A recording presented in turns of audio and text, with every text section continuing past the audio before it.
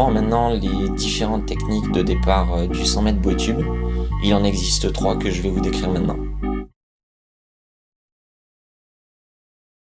Il existe 3 techniques différentes de départ lors du 100 mètres bouée tube. Lors de chaque départ, la position des palmes sur le plot est la même. Les palmes doivent être situées à l'avant du plot sur le même axe et la partie en fibre doit dépasser de l'arête avant.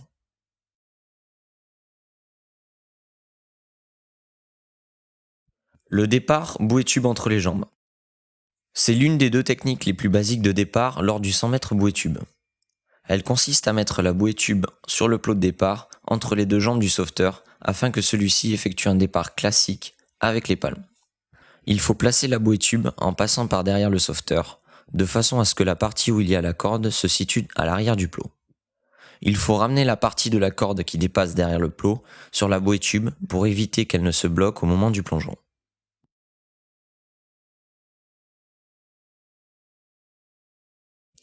Le départ bouée tube sur le côté. Voici la deuxième technique de départ dite basique. Elle consiste à prendre la bouée tube d'une main et de se saisir du plot de l'autre. Sur le plot, la position est toujours la même. Les palmes doivent être situées à l'avant du plot, sur le même axe, et la partie en fibre doit dépasser de l'arête avant. Au moment de tenir la bouée, pensez à prendre la corde afin que celle-ci ne se bloque pas avec le plot. Après le coup de sifflet, dans un mouvement continu, lancez la bouée tube et effectuez un départ plongé de natation classique. Le départ bouée tube dans le dos. Voici le départ le plus complexe des 3, mais qui est aussi le plus utilisé à haut niveau. Le sauveteur doit placer la bouée tube sur son dos par une technique appropriée. Elle permettra de garder la bouée tube sur son dos pendant tout le premier 50 mètres. Après avoir enfilé la bouée tube, le sauveteur prend la partie flottante, la positionne devant soi de façon à ce que la partie où la corde se trouve soit le plus près de lui.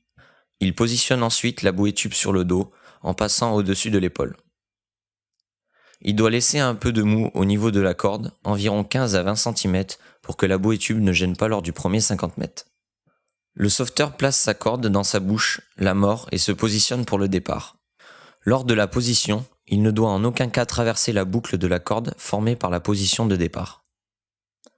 Après le coup de sifflet, il effectue un plongeon classique en gardant la corde dans sa bouche.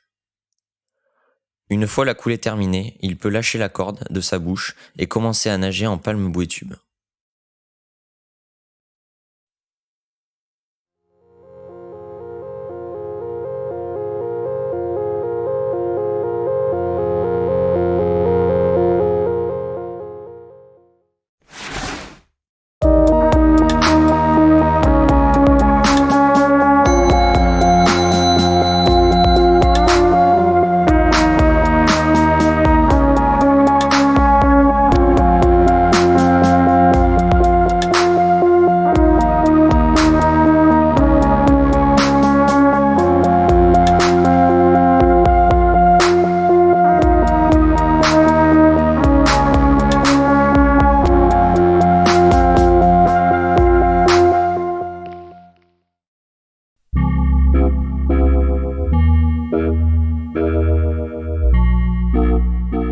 Ma spécialité est le mannequin.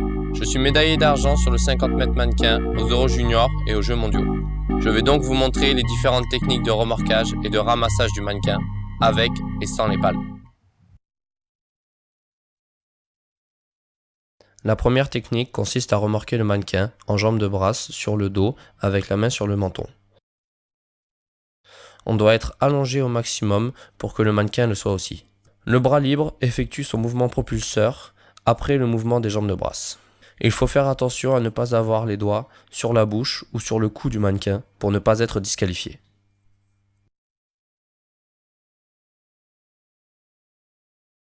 La seconde technique se différencie de la première uniquement au niveau du placement de la main. Celle-ci passe de sur le menton à sous la nuque du mannequin. Cette technique est plus pratique que la première car elle est plus sûre et plus facile à réaliser.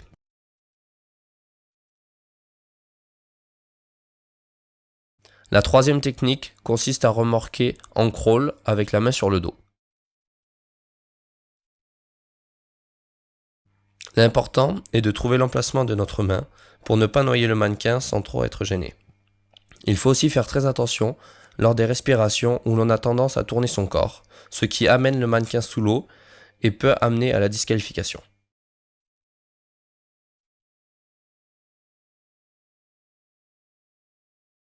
Technique numéro 4. Pour cette dernière technique, seul le bras change de place et passe de notre dos à tendu sur le côté du corps. Cette technique est la plus risquée car on peut plus facilement se faire disqualifier. Il faut avoir beaucoup de force et surtout rester à plat pendant les respirations.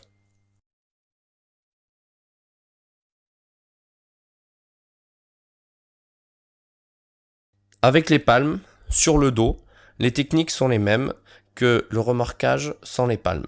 L'une s'effectue avec la main sur le menton, l'autre avec la main sous la nuque. Les différences interviennent au niveau des jambes qui s'effectuent en battement et au niveau du bras libre qui sert uniquement à la direction. L'important, comme expliqué dans la technique sans palme, est de rester allongé au maximum. En crawl, la seule technique utilisée est celle avec le mannequin sur le dos. L'important est de rester bien à plat pour ne pas amener le mannequin sous l'eau.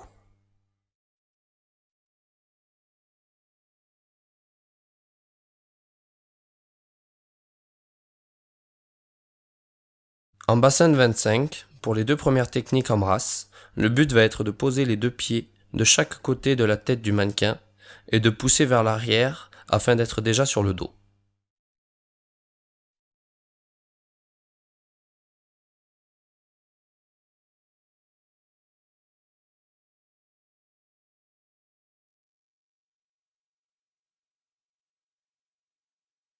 Pour les deux techniques en crawl, le but est de se retourner au-dessus du mannequin afin de pousser en étant déjà sur le ventre.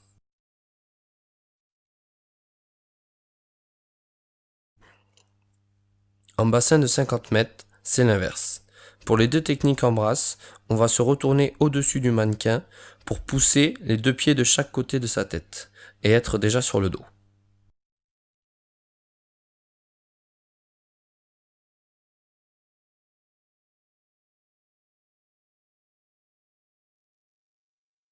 Pour les deux techniques en crawl, il existe deux façons de ramasser le mannequin. La première, avec les deux mains, en mettant une main sous la tête et une main sous le moignon. La deuxième technique s'effectue avec une seule main directement sous la nuque du mannequin.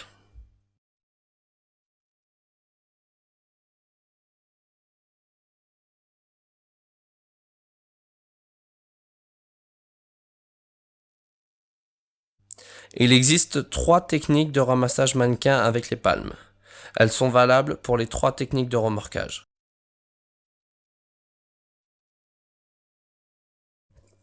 La première est la plus simple à réaliser. Elle consiste à prendre le mannequin sous la nuque dès qu'on arrive à sa hauteur et à le remonter. La deuxième consiste à tourner au-dessus du mannequin en restant en contact avec lui, soit au niveau des bras, soit au niveau de la tête, et à pousser au mur pour le remonter.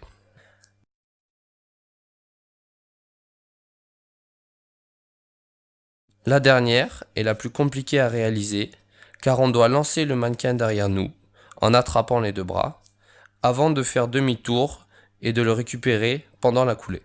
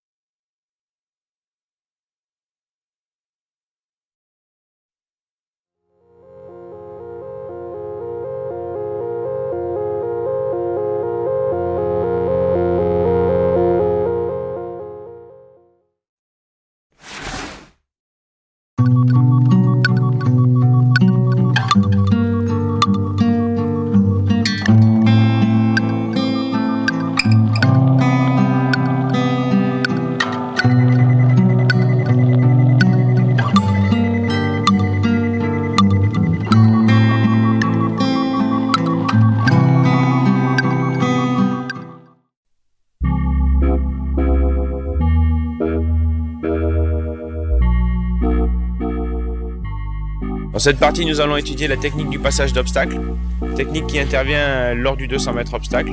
C'est une épreuve où je suis 4e l'an dernier championnat du monde et également recordman de France. Tout d'abord, en fonction de la vitesse de nage qu'on arrive à créer, du gabarit, de la taille, chacun va devoir s'adapter à la façon à quel moment il va devoir partir et passer sous l'obstacle. Généralement, à une longueur de bras de l'obstacle, on va commencer à enclencher la descente. Donc pour ce faire, le dernier mouvement qui va être fait va être celui qui va permettre d'orienter le corps vers la descente. Je m'explique. On va venir rapprocher son menton de sa poitrine, engager les épaules vers le fond de la piscine et casser son bassin pour descendre tout l'avant du corps. Les jambes suivront naturellement. Une fois que le déclenchement de l'obstacle est passé, on va venir faire une traction de bras. Puisque nos bras seront en position coulée, on va venir faire une traction de bras comme le premier mouvement de coulée en brasse. Là, donc on pousse très fort, le plus fort possible, on ramène les mains aux cuisses, on rajoutera s'il le faut une ondulation pour atteindre le fond de la piscine. Une fois arrivé au fond de la piscine, on va venir tout simplement ramener ses genoux le plus près possible de sa poitrine. Comme quand on veut faire un peu la culbute, on vient se mettre en boule, les bras directement placés devant en position coulée. Et là, soit les jambes, les pieds joints, soit les jambes décalées, on va venir pousser de toutes ses forces et remonter à la surface en veillant à garder son corps bien gainé. Si jamais il advenait que la remontée prenne trop de temps, on n'hésitera pas à mettre des ondulations pour arriver plus vite à la surface et de suite repartir en reprise de nage et sans respirer, commencer à tourner les bras. Le sauveteur va devoir aussi s'adapter en fonction du type de piscine qu'il va rencontrer. C'est-à-dire que si le fond de la piscine est vraiment très profond, donc au-delà de 2 mètres, la technique pour d'aller pousser au fond ne sera peut-être pas la plus judicieuse. Dans ce cas, on va venir raser l'obstacle et sortir le plus vite possible de l'eau. Donc pour ce faire, comme tout à l'heure, à peu près à une longueur de bras qui est propre à chaque sauveteur, on va venir enclencher le mouvement de descente. Donc comme tout à l'heure, le dernier coup de bras va venir s'enfoncer, on va venir rapprocher son menton de sa poitrine, les épaules vont s'engager vers le fond de la piscine, on va casser le bassin, et à la différence de tout à l'heure, on va garder les bras en position coulée, se mettre le plus près possible au niveau de l'obstacle, faire notre traction de bras avec l'ondulation, repositionner ses bras en position coulée, faire un ciseau de brasse et sortir de l'eau. Et ensuite, attaquer avec une reprise de nage en crawl. Une autre technique possible, mais qui est beaucoup plus coûteuse en énergie, et là, toujours le même principe de quand on arrive à une longueur de bras de l'obstacle, j'engage le bassin comme tout à l'heure, mais cette fois-ci, on va conserver les bras en position coulée, et uniquement par la force des jambes, par les ondulations, on va venir passer sous l'obstacle. Il faut faire très attention parce que cette technique est certainement plus rapide que la technique avec le ciseau de brasse, mais sollicite beaucoup les jambes. Et toujours pareil, une fois que l'obstacle est passé, on va venir remonter à la surface et refaire une reprise de nage pour reprendre la nage du crawl.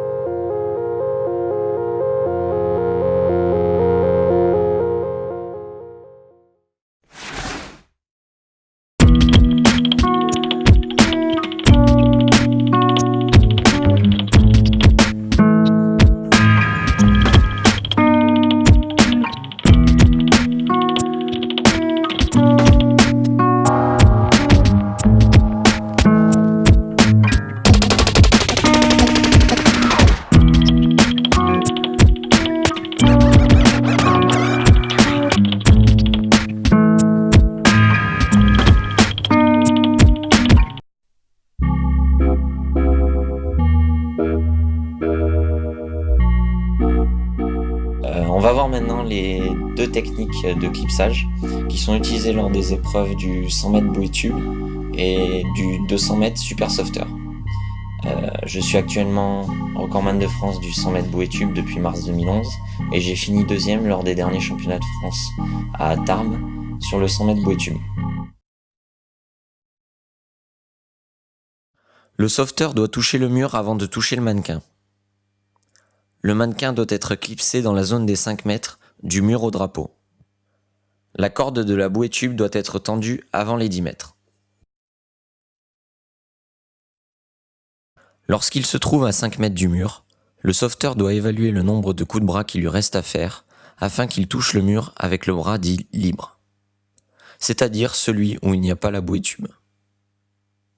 Au niveau des 2 mètres du mur, le sauveteur effectue le dernier cycle de bras où la phase de glisse est accentuée. Il saisit simultanément la bouée tube par l'autre bras avant de toucher le mur. Une fois le mur touché, dans un mouvement continu, le sauveteur saisit par sa main dite libre le cou du mannequin et se dirige au plus près de la limite des 5 mètres pour clipser. Je rappelle que le clips doit se faire avant les 5 mètres réglementaires. Le but de la manœuvre est de faire le clips au niveau des 4 mètres afin que la distance soit moins longue lors du tractage du mannequin. Pour se diriger vers les 5 mètres, le sauveteur a 2 techniques bien distinctes. Celle où l'on pousse sur le mur ou bien celle où l'on palme directement. Tout en se dirigeant vers les 5 mètres, le sauveteur se saisit des extrémités de la bouée tube, c'est-à-dire l'anneau et le mousqueton. Une fois que les 2 extrémités de la bouée tube sont en main, le sauveteur doit sentir où se trouve la partie mobile du mousqueton, serrer ses coudes contre ses côtes et diriger l'anneau en fonction de la direction du clips. Une fois le clips effectué, repartez sur la nage en palme bouée tube mannequin. Lorsqu'il se trouve à 5 mètres du mur, le sauveteur doit évaluer le nombre de coups de bras qu'il lui reste à faire afin qu'il touche le mur avec le bras dit libre, c'est-à-dire celui où il n'y a pas la bouée tube. Au niveau des 2 mètres du mur, le sauveteur effectue le dernier cycle de bras où la phase de glisse est accentuée, comme précédemment sur l'autre technique de clipsage. Une fois le mur touché, dans un mouvement continu, le sauveteur saisit par sa main dite libre le cou du mannequin et se dirige vers la bouée tube qui est aux environs des 2 mètres. Il saisit la bouée, la place sur le mannequin, continue de se diriger vers la limite de zone, attrape les 2 extrémités de la bouée et effectue son clips.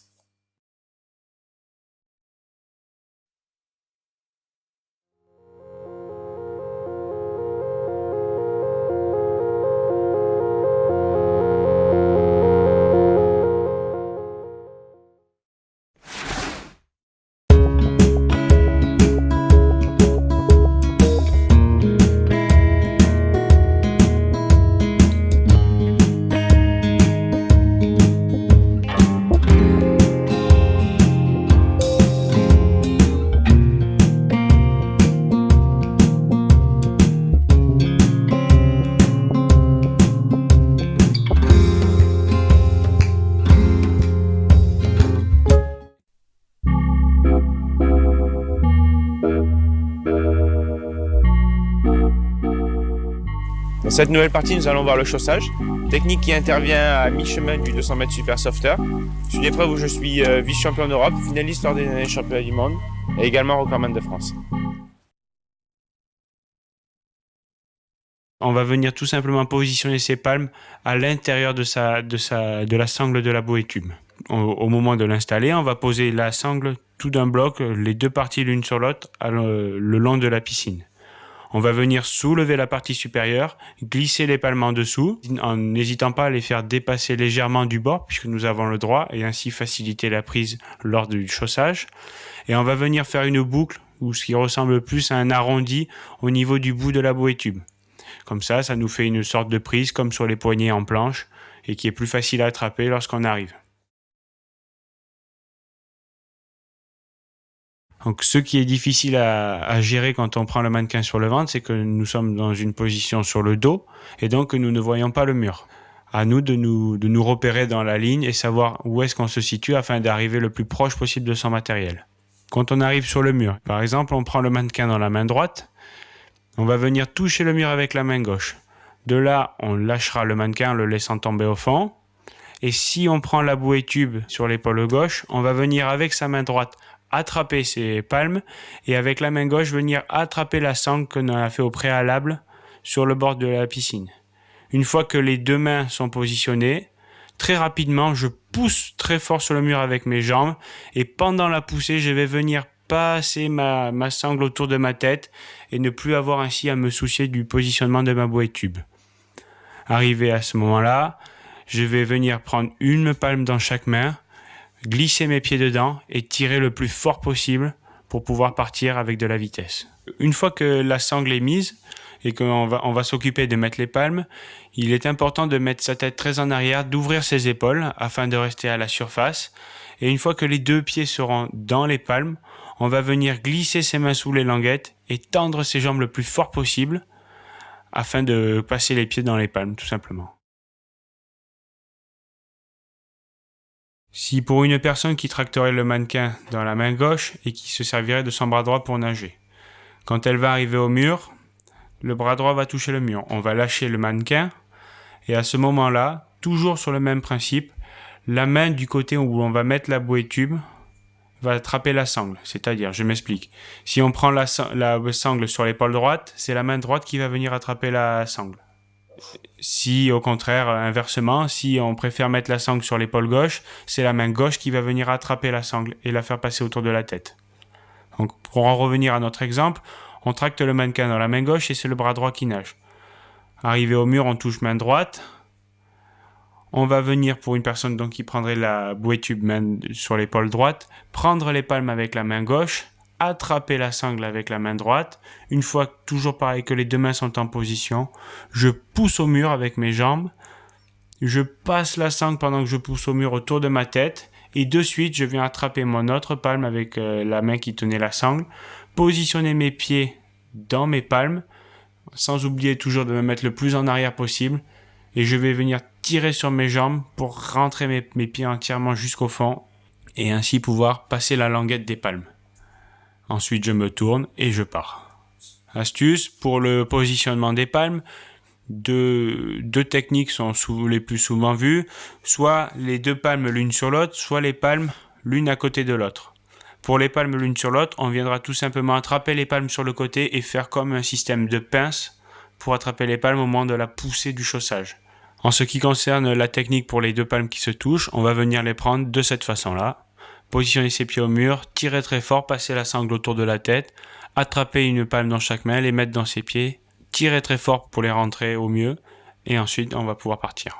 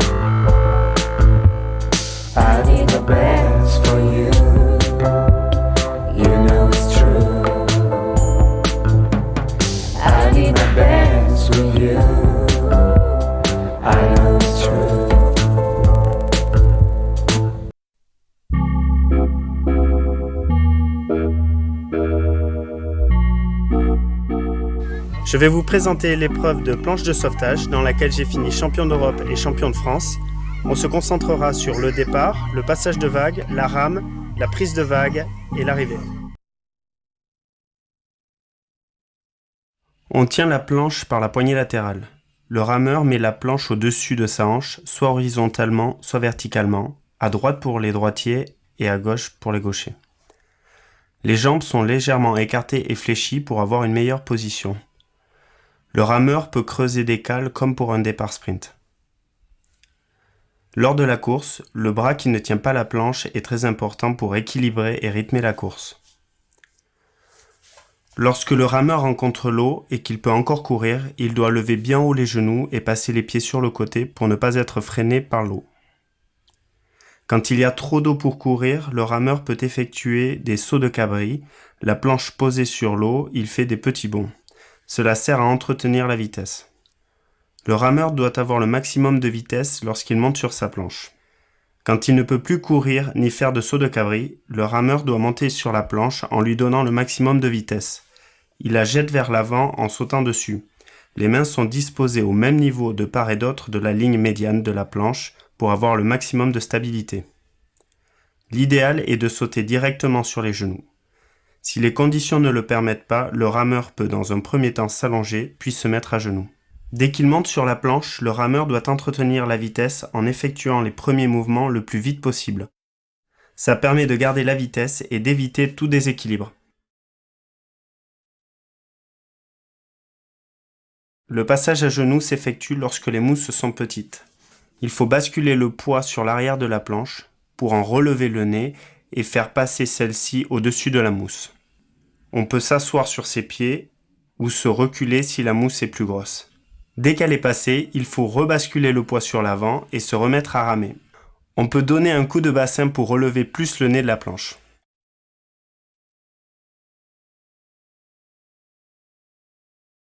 Le passage assis s'effectue lorsque la mousse est trop grosse pour passer à genoux. On donne de la vitesse avant de rencontrer la vague. On s'assied sur l'arrière de sa planche et on utilise les poignets arrière pour relever le nez de celle-ci. Au moment de toucher la mousse, on saute vers le haut de la planche pour attraper les poignets et rebasculer le poids sur l'avant de la planche et se remettre à ramer.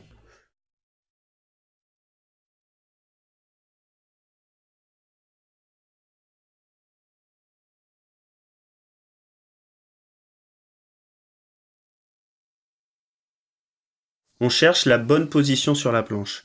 Trop sur l'avant, le nez de la planche est sous l'eau. Trop sur l'arrière, la planche est freinée. Les bras entrent le plus loin possible devant pour avoir la plus grande amplitude. Ils ne doivent pas sortir trop loin derrière. Le mouvement est une propulsion. Le corps et la planche sont propulsés au-delà du point d'entrée des bras. Il faut enfoncer au maximum les bras dans l'eau pour avoir la plus grande prise d'eau. Les bras sont ramenés le long de la planche. Le bassin doit être haut, les épaules basses. Le ventre ne doit pas être posé sur les genoux. Il faut essayer de garder les pieds en contact avec la planche. La propulsion doit être la plus horizontale pour éviter que la planche ne monte et descende. C'est le plus efficace car les deux bras rament en même temps, mais c'est plus dur car plus instable.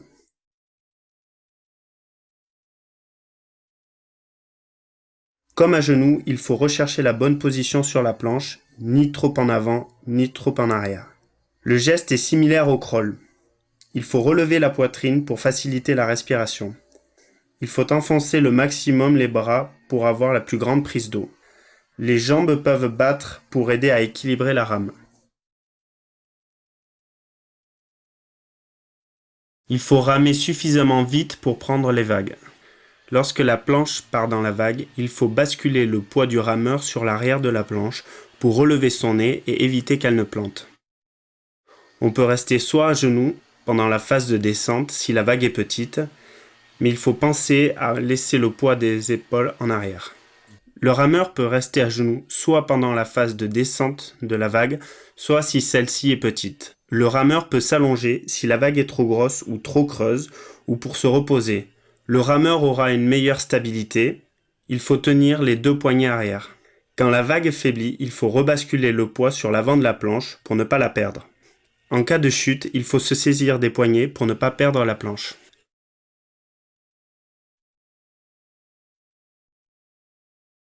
Lors de l'arrivée, il faut toujours garder un contact avec la planche. On saisit la poignée haute gauche pour les droitiers et vice-versa pour les gauchers. On peut traîner la planche jusqu'à la ligne d'arrivée. Il faut passer la ligne d'arrivée en contact avec la planche.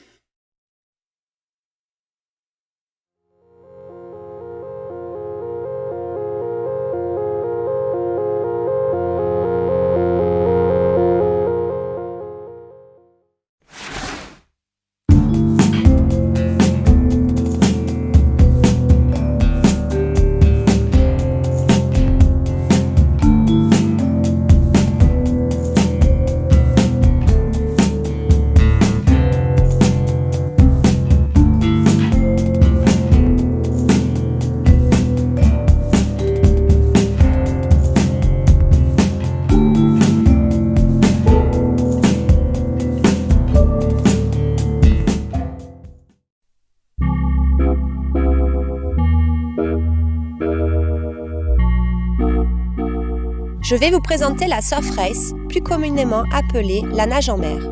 Dans cette épreuve, j'ai terminé 9e lors des derniers championnats du monde en Égypte en 2010. Et je finis également dans le top 3 du circuit néo-zélandais en 2011. Je vais maintenant vous donner quelques conseils pour mieux aborder les différentes phases de cette épreuve, à savoir le départ, la montée de genoux, les dauphins, la nage, la prise de vague et enfin la sortie. Avant tout, il est très important de s'informer sur le plan d'eau à l'échauffement, à savoir la profondeur et le nombre de pas que le sauveteur pourra effectuer avant l'entrée dans l'eau à mi-genou. Durant cette observation, il s'agit de vérifier également s'il y a des trous, rochers ou tout autre obstacle qu'il faudra éviter. Il est important également de se renseigner sur la direction du courant. Enfin, le sauveteur retiendra des points de repère distinctifs sur ou derrière la plage afin de pouvoir mieux se diriger sur le retour de course. Lorsque le sauveteur se positionne sur la ligne de départ, il s'agit de faire sa place. Il est très important de se réserver un espace vital pour pouvoir faire un départ efficace. Personnellement, les mains sur les hanches pour montrer son territoire est une technique assez efficace. Lors du départ, l'objectif numéro 1 doit être pour chacun d'entre vous « Je veux être le premier à entrer dans l'eau ». Le regard doit être dirigé loin, le corps doit se grandir et les bras doivent aider à donner du rythme à la foulée. Le but est d'être à l'avant du peloton pour pouvoir nager correctement.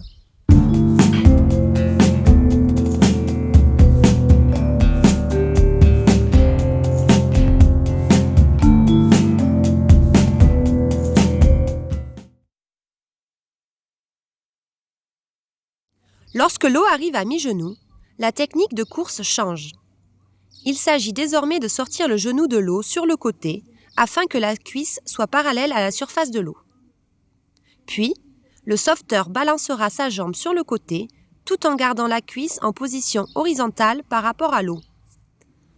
Une fois la jambe vers l'avant, il faudra sortir le pied et le jeter dans l'eau afin de prendre appui dans le sable et de préparer l'autre foulée. Les bras doivent être pliés au niveau du coude et ils doivent se balancer horizontalement par rapport au niveau de l'eau dans un mouvement circulaire afin d'aider les jambes à sortir de l'eau. Il est très important de travailler la bonne technique sur un banc de sable où le niveau d'eau est peu profond. Le sauveteur doit attendre d'avoir l'eau à la taille ou lorsqu'il n'est plus en mesure d'effectuer des montées de genoux efficaces pour enchaîner sur les dauphins. Il s'agit de plonger vers l'avant en poussant sur ses jambes et sous les vagues s'il y en a. Le sauveteur peut s'agripper au sable afin de ne pas être tiré vers l'arrière dû à l'impact de la vague. Il faut ensuite ramener rapidement ses pieds au niveau des mains et pousser de nouveau vers l'avant avec les jambes. Suivant la grosseur des vagues, il faudra plonger plus tôt et faire une coulée d'ondulation, de battement ou de ciseaux de brasse lors de la poussée des jambes pour sortir derrière la vague.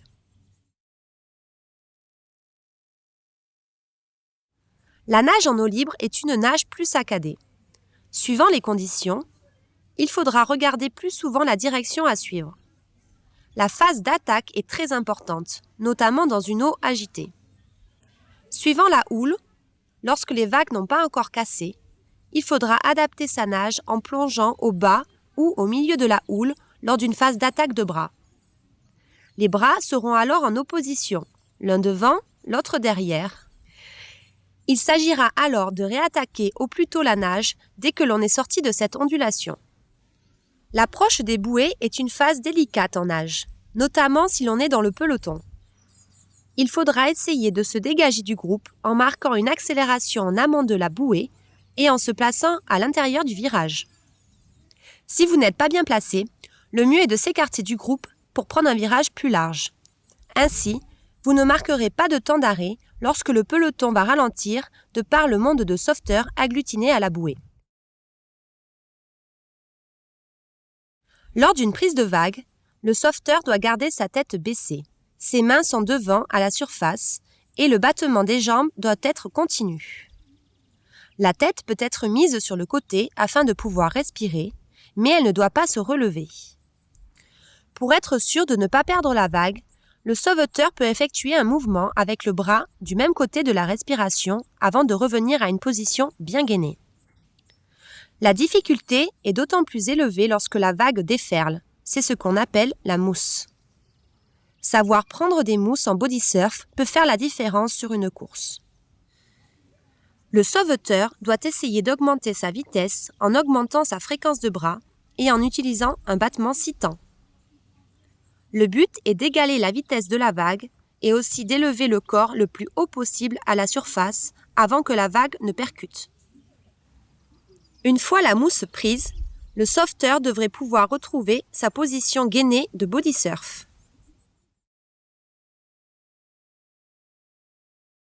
La sortie est une des phases clés de la course. Une victoire peut se jouer là-dessus. Ainsi, il est important de rester concentré jusqu'au bout. Le signal pour se relever et commencer à courir est simple. Dès que l'on touche le sable lors d'une phase d'attaque de bras, il s'agit de se relever le coup de bras d'après. À ce moment, on démarre de suite la course avec la montée de genoux. Si l'on était dans un body surf, il s'agit de se lever et de dépasser le plus vite possible la mousse dans laquelle on était, à savoir en 2-3 enjambées maximum. Sur la course finale, il ne faut pas perdre de temps à enlever ses lunettes pour courir jusqu'à la ligne d'arrivée, à moins que l'on ait beaucoup d'avance.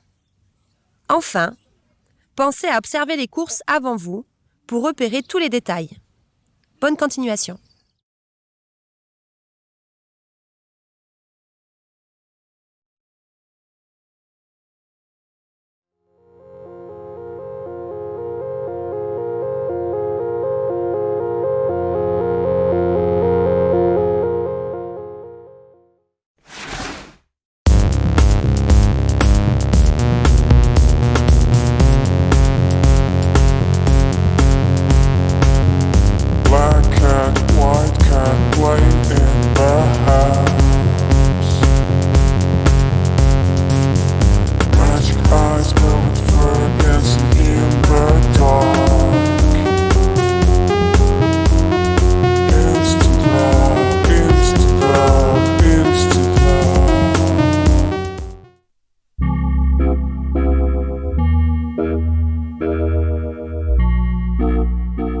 Je vais vous présenter l'épreuve de kayak dans laquelle j'ai fini 7e au championnat du monde, vice-champion d'Europe et 2 fois champion de France. On se concentrera sur le départ, le passage de vague, la rame et la prise de vague. Il faut mettre le bouchon que pour l'entraînement et les courses. Le risque est qu'au soleil, l'air dans le kayak se dilate et déforme la coque ou sollicite trop les joints. On refroidit d'abord les parois du kayak en le posant sur l'eau. Quelques insufflations suffisent, il ne faut pas trop gonfler le kayak. On débouche le kayak dès que le bouchon n'est plus utile.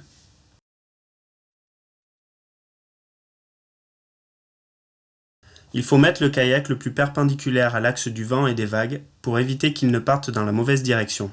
On s'assure que les pédales sont dans une position neutre.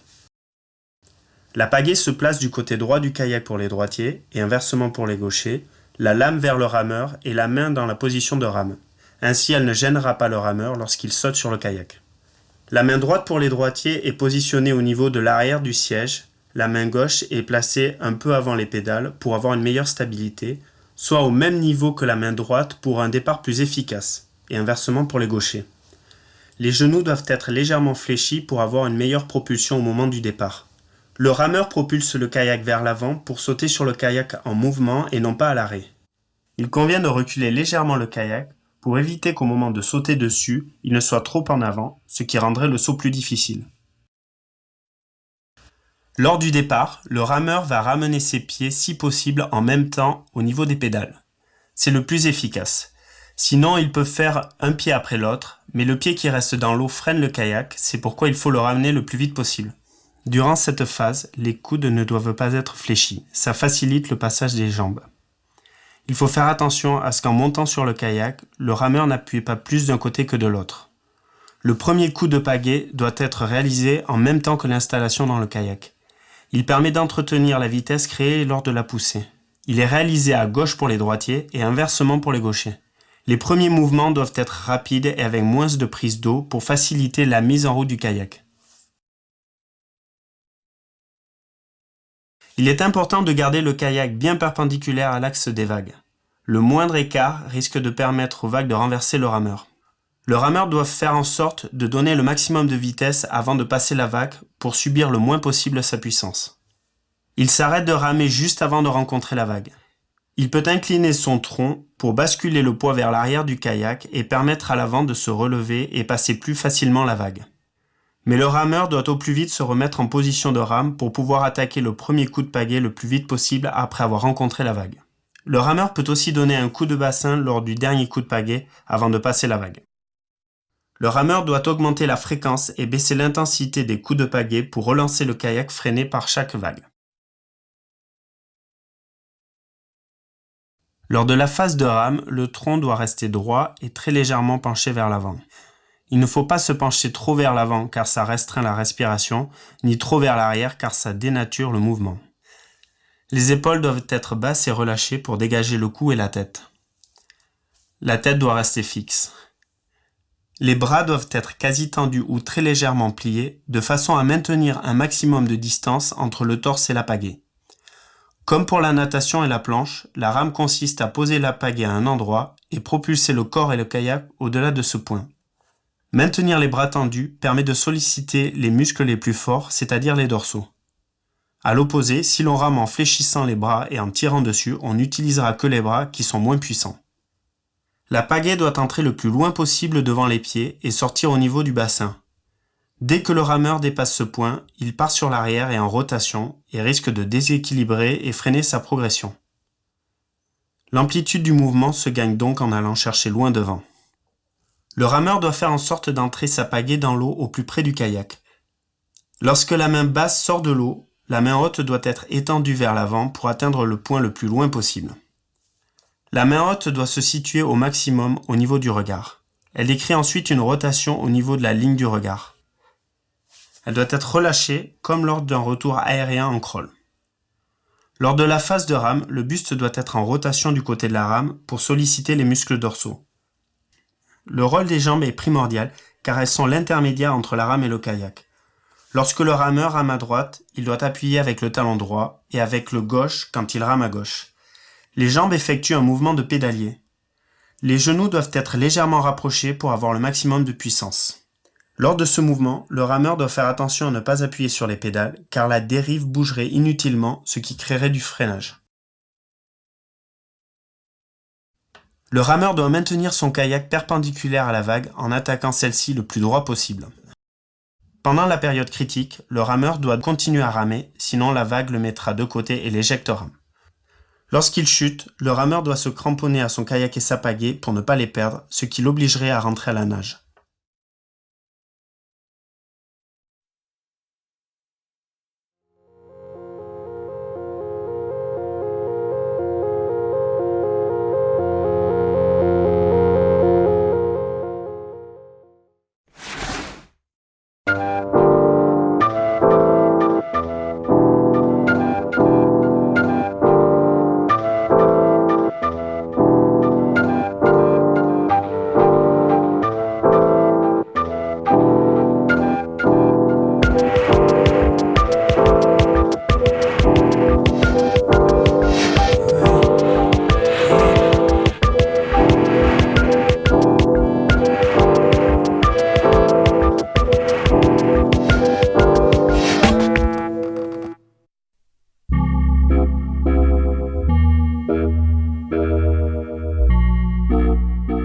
Je vais vous présenter le sprint. C'est une épreuve qui se déroule sur le sable sur 90 mètres.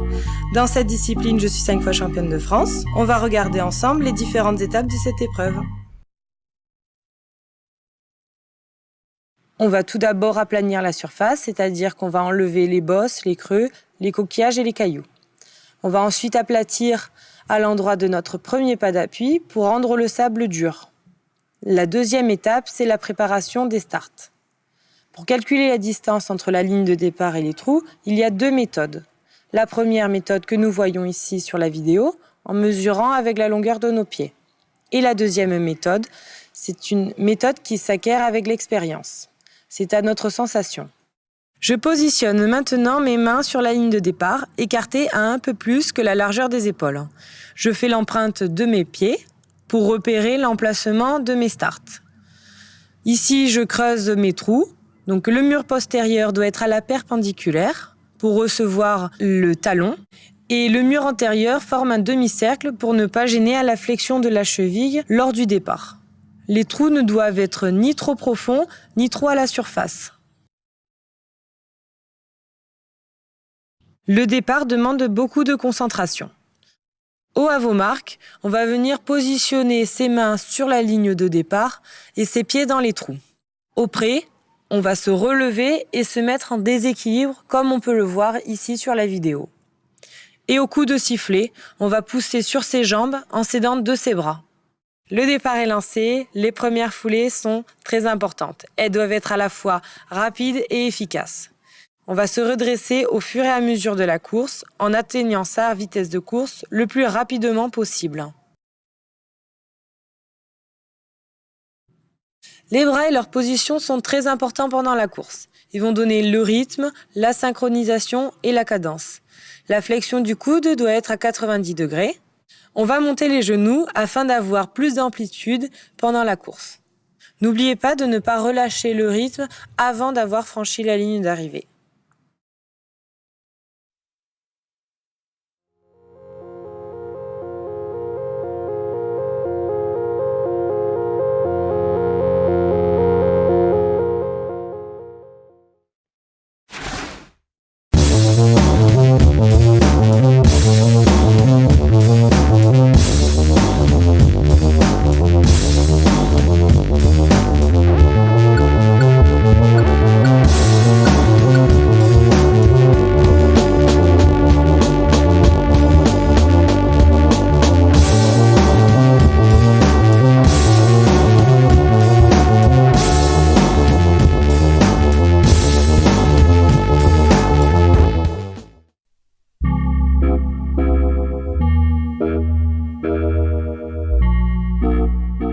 Maintenant, je vais vous présenter les beach flags.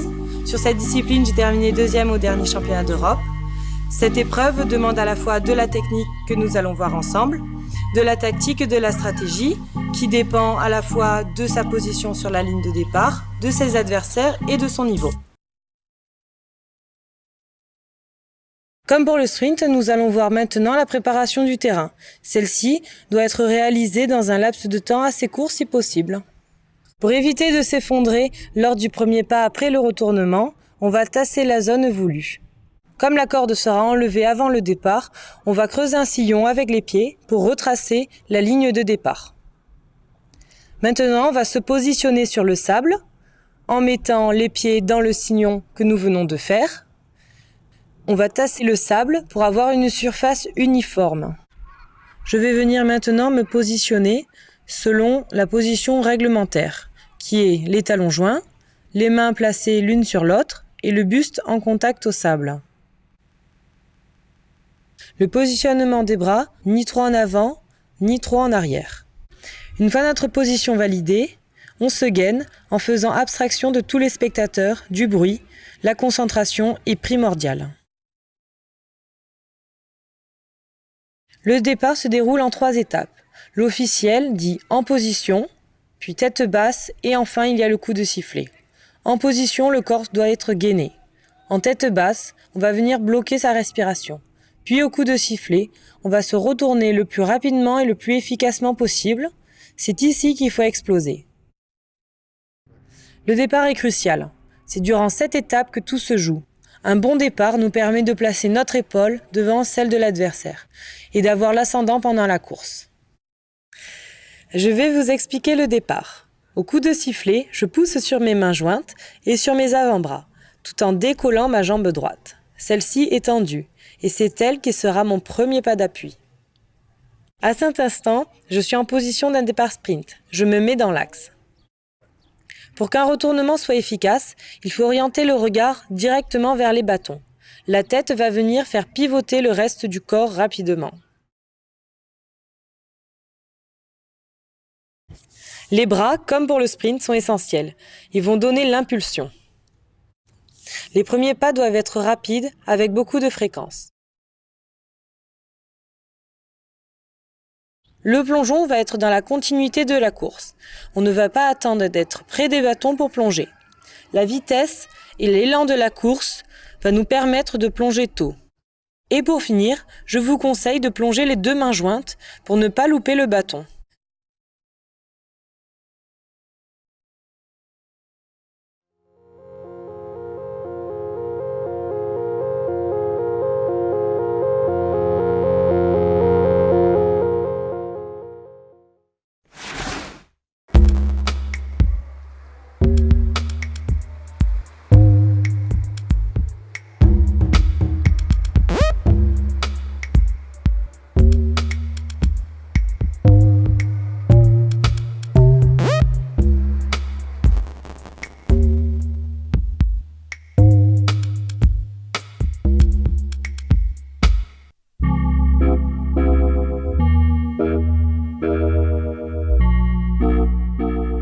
Je vais vous présenter l'épreuve de l'Oceanman, qui est l'épreuve reine du sauvetage côtier sportif. Donc je suis multiple championne de France sur cette épreuve, 4 fois championne d'Europe et également médaillée de bronze au championnat du monde.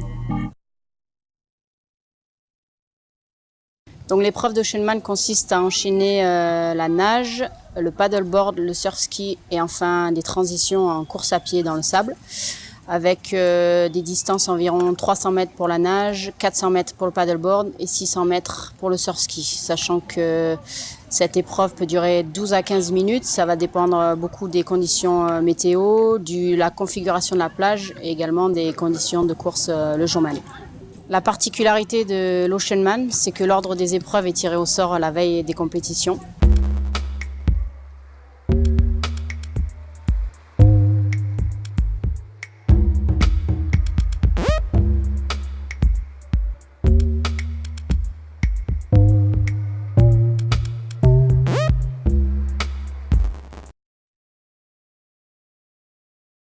Chaque compétiteur a besoin de son handler personnel.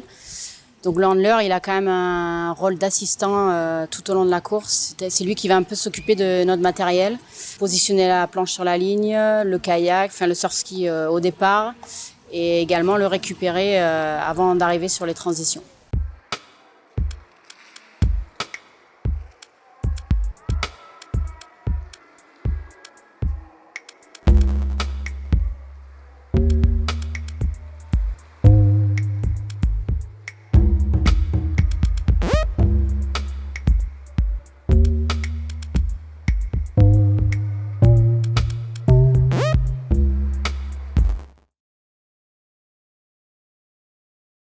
L'Oceanman est l'épreuve la plus complète car en plus de la gestion d'efforts, il faut savoir maîtriser parfaitement les 3 disciplines avec des transitions, ce qui va changer quand même la donne. Car à niveau égal sur les 3 épreuves dans l'eau, la différence va se faire quand même donc sur le sable, sur les transitions.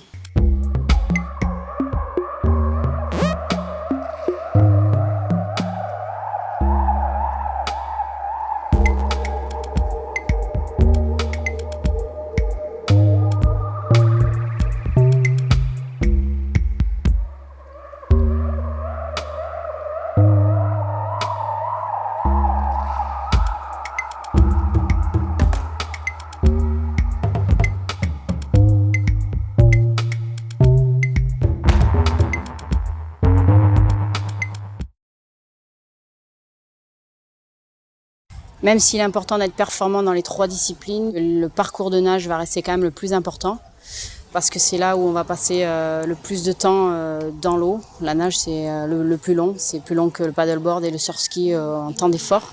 Être un bon Oceanman, c'est être justement un bon nageur. C'est sûrement l'épreuve la plus tactique. Il faut avoir une grosse stratégie de course car on peut avoir notre point fort en premier, on peut l'avoir au milieu, on peut l'avoir à la fin. Donc après, le résultat de l'épreuve peut être différent d'un ordre à l'autre. Ça peut être une personne qui gagne un jour car la nage est partie en premier et sur notre compétition, c'est le kayak qui part en suivant. Donc là, ça peut changer la donne. L'ordre est très important quand même aussi sur l'Oceanman.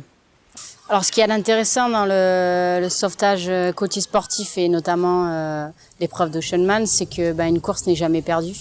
Parce qu'il y a tellement de facteurs qui rentrent en jeu, en plus des adversaires comme les conditions climatiques, comme les conditions de plan d'eau, la configuration de la plage. Donc c'est vrai que une course n'est jamais perdue. Jusque dernière minute, même dernière seconde de course, on peut encore tomber ou louper une vague. Donc voilà, il faut y croire jusqu'au bout.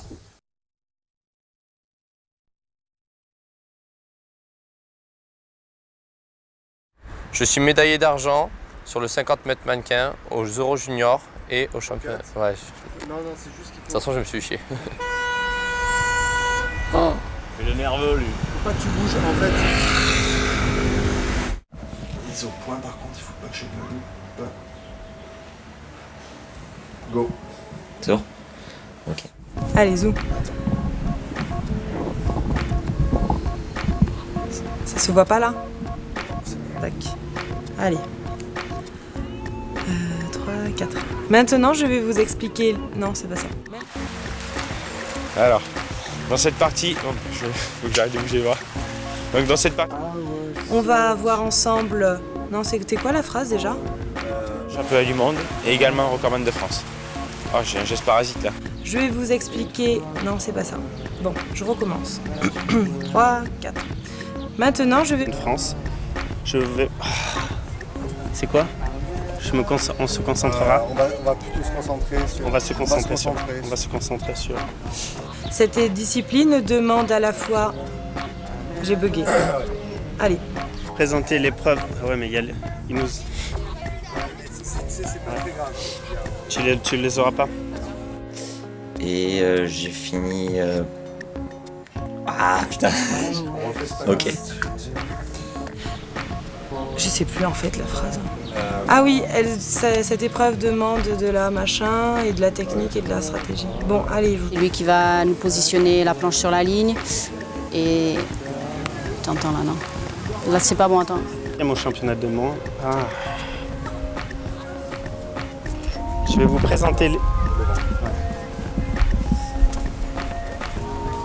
Qu'est-ce que j'avais dit? Ça tourne. 2. Attends, je dis bonjour ou non? Non. Non. Je vais vous présenter les plus des 4 épreuves. Non, là, c'est pas bon. On va regarder ensemble les étapes de cette épreuve. Non, ça va pas. On va faire. La fin, c'est dommage. Ah, punaise, ouais. Super bien. Ok. Je vais vous... Tactiquement, c'est une épreuve assez longue, 15 minutes, donc il faut quand même en garder, on va dire, sous la pelle pour finir l'épreuve au mieux dans le classement. Ah, c'est pas top. Je vais... Non, c'est pas grave. Là, ça peut changer la donne. L'ordre est très important quand même aussi sur l'Oceanman. Ah putain, c'est nul. Et j'ai dit kayak. Je vais vous présenter l'épreuve de planche de... Je vais vous présenter... Sur 90 mètres, dans cette discipline, il faut que je dise. Bon, allez, on recommence. Attends, je fais 4. On va regarder ensemble les étapes de ce sprint.